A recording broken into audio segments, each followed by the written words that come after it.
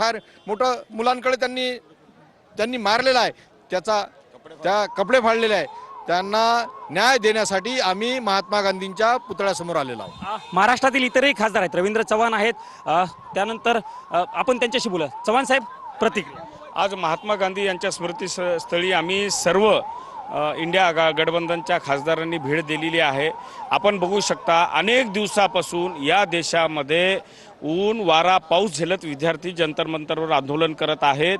हे सरकार किती असंवेदनशील सरकार आहे त्यांनी दाखवून दिलेलं आहे।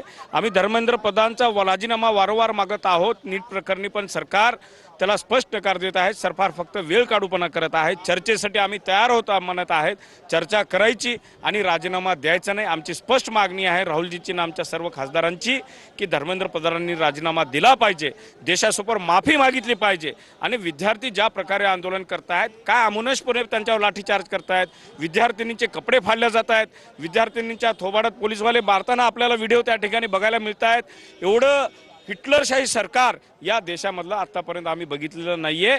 या सरकारला आता येणाऱ्या काळात सामान्य जनताच या ठिकाणी जागा दाखवेल, या ठिकाणी मला नमूद करायचं। काळे साहेब, सरकारचं म्हणणं आहे की तुम्ही राजकारण करताय, फक्त आम्ही चर्चेला तयार आहोत, नीटचा जो मुद्दा आहे त्याच्यावरती आम्ही चर्चा करतो, असं त्यांचं म्हणणं। आपल्याला सांगायची आहे, जर राजकारण करणार असतो तर राहुलजी आतापर्यंत वेगळ्या पद्धतीने पॉलिटिकल ॲक्टिव्हिटीमध्ये गेले असते, परंतु विद्यार्थी आणि विद्यार्थिनी यांच्या आंदोलनाला पाठिंबा देण्यासाठी आज